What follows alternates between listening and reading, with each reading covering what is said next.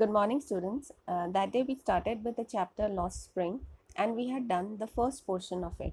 For a quick revision, we began with describing the title of the chapter, how a metaphor has been used instead of childhood. Lost Spring stands for lost childhood, and the childhood of these children, these child laborers, has been lost and stolen by someone. We began with the description of Sahib, who is a rag picker, who is a Bangladeshi and has come as a refugee to India. We did certain questions. The first question was, why is garbage compared to gold? And we know the answer because it's a means of the survival.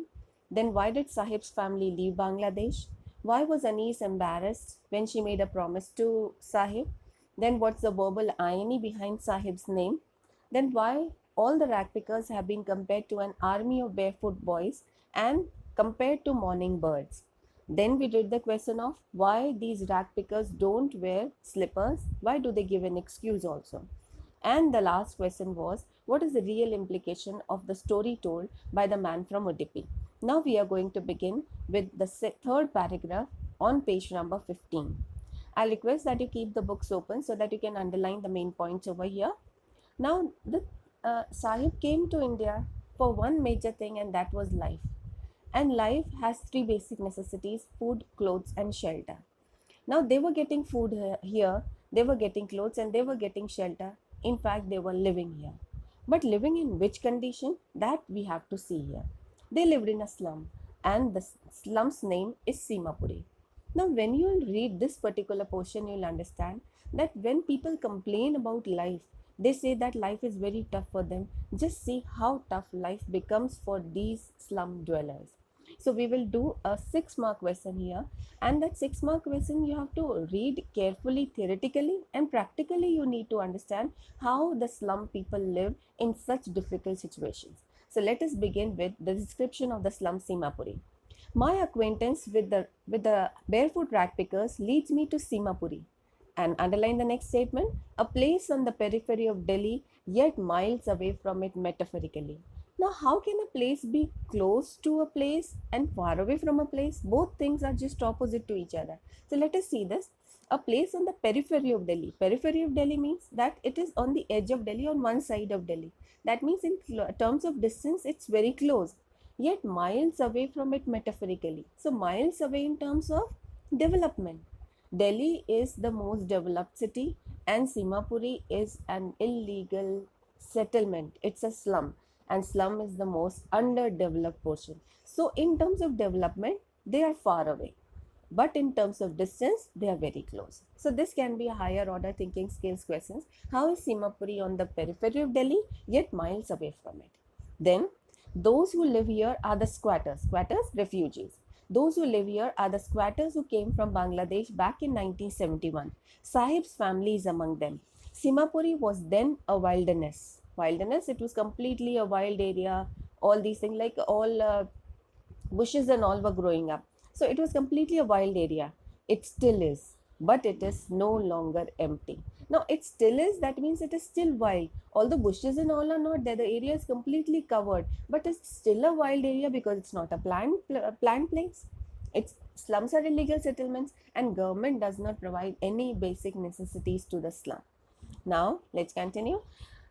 In structures of mud with roofs of tin and tarpaulin, devoid of sewage, drainage, or running water, live 10,000 rag pickers. As I said, government does not provide them with basic necessities. There is no proper drainage, there's no proper, the sewage disposal is not there, and around 10,000 rag pickers live there. They have lived here for more than 30 years without an identity. They don't have an identity because they are refugees, without permits, but with ration cards that get their names on voters' lists and enable them to buy grain. Unlike the next sentence, food is more important for survival than an identity. Such a line which is full of irony. Food is more important for survival than an identity. These people have been given ration cards. Through the ration cards, they get food. For us, ration cards are ID proof. For them, ration cards are important because they get food from it. But what is written on ration cards? They are Indians. So is their identity lost? They are Bangladeshi. They are named as Indians over there. So food becomes more important for survival than an identity. It doesn't matter to them that it is written that they are Indians, because from the same ration card they are getting food. So food becomes more important for survival than an identity. For other people, ration cards and ID proof. For these people, through the ration cards, they get food. If at the end of the day we can feed our families and go to bed without an aching stomach, we would rather live here than in the fields that gave us no grain. This is in connection to the second question that we have done. Why did they leave Bangladesh? You're getting one answer over here. Say a group of women in tattered saris, when I ask them why they left their beautiful land of green fields and rivers. Wherever they find food, they pitch their tents that become transit homes. Transit homes, temporary homes. Children grow up in them, becoming partners in survival. You need to underline partners in survival.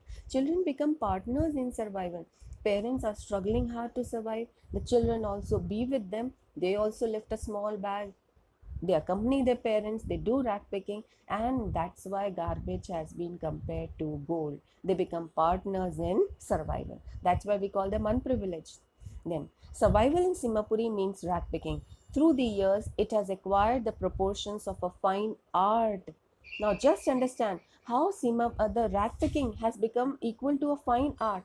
Fine art, the reason being, they take out best out of waste. People throw the garbage out considering it to be a waste, and they take out something from the same garbage and they can survive on it. So it has acquired the proportion of a fine art. Then garbage to them is gold. It is their daily bread, a roof over their heads, even if it's a leaking roof. But for a child, it is even more. If you are asked what is the connotation meaning of garbage for the adults and the children. For the adults, we'll say it's a means of survival. It is equal to gold. It is the daily bread. But for a child, it is even more. How? Let us see on the next page. I sometimes find a rupee, even a 10 rupee note, Sahib says, his eyes lighting up. When you can find a silver coin in a heap of garbage, you don't stop scrounging, for there is hope of finding more. Every time they get something new from the garbage, they are imbibed with the hope of getting more. Then it seems that for children, garbage has a meaning different from what it means to their parents. For the children, it is wrapped in wonder. For the elders, it's a means of survival. A line which says that children look at the garbage through a different point of view. It is wrapped in wonder because from the same garbage, sometimes they get a 10 rupee coin, sometimes they get a broken toy, sometimes they get a cap or something, and then when they get these new things, they want to scrounge for more. So if you are asked, how do the adults see the how do the adults see the garbage, and how do the children see the garbage? The answer is different. For the adults, it's a means of survival, it's equal to gold, but for the children, it is wrapped in wonder. Now, let us see one more thing. Does Sahib have a wish? He does rat picking. Has he got any wish? And the answer you're going to get here in the next two paragraphs. One winter morning, I see Sahib standing by the fenced gate of the neighborhood club watching two young men dressed in white playing tennis. I like the game, he hums. Content to watch, content satisfied. Content to watch it standing behind the fence. I go inside when no one is around, he admits. The gatekeeper lets me use the swing. Sahib too is wearing tennis shoes that look strange over his discolored shirt and shorts. Someone gave them to me, he says in the manner of an explanation, because earlier he had told Anis that is the tradition we remain barefoot. But that day he was wearing shoes, so he told someone gave them to me. That made it clear to Anis that it was not a tradition. They could not wear shoes. The fact that they were discarded shoes of some rich boy who perhaps refused to wear them because of a hole in one of them does not bother him. For one who has walked barefoot, even shoes with a hole is a dream come true. But the game he is watching so intently is out of his reach. So if you are asked, does Sahib wish to play tennis? The answer is no, because you're getting the answer here. He is content to watch it. He knows it is beyond his reach. So he's just satisfied to watch the game. He does not wish to play the game. Now the last portion of the chapter is coming up, and now we come to know Sahib gets a job somewhere. He gets 800 rupees, he gets food. So we think that for Sahib it must be good, that it is better than rag picking. But is Sahib happy? Let us see this. This morning, Sahib is on his way to the milk booth. In his hand is a steel canister. I know, and I work in a tea stall down the road, he says, pointing in the distance. I am paid 800 rupees and all my meals. Does he like the job? I ask. His face, I see, has lost the carefree look. The steel canister seems heavier than the plastic bag he would carry so lightly. Now just see this line. The steel canister seems heavier. Canister is a small one and it just has tea inside. But the rat picking bag used to be very heavy.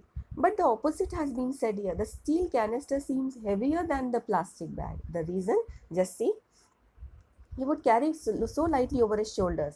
The bag was his. The canister belongs to the man who owns the tea shop. Sahib is no longer his own master. So is Sahib happy? We understand no. Because now he has become a child laborer. He has lost his freedom. See the last line. The bag was his. The canister belongs to the man who owns the tea shop. Sahib is no longer his own master. Now he, in a bargain of getting 800 rupees, he has lost his freedom. So let's revise what we have done today. We have done the description of Simapuri. If you want to, the points here, Simapuri is on the periphery of Delhi, yet miles away in terms of development. 10,000 rat pickers live here. It was a wilderness. It still is. Then it is covered with structures of mud, covered with roofs of tin and tarpaulin. There is no sewage, drainage, or running water. They get food from the ration cards. Then they build transit homes, and children become partners in survival. And the last point, for the adults, garbage has a different connotation, and for the children, garbage has an entirely different connotation. So the first 6-mark question is describe the slum Simapuri. The second 2-mark question is what are the two connotations of garbage for the adults and the children. Then the next question 2-mark is does Sahib have a wish to play tennis? And the last, is Sahib happy working at a tea stall?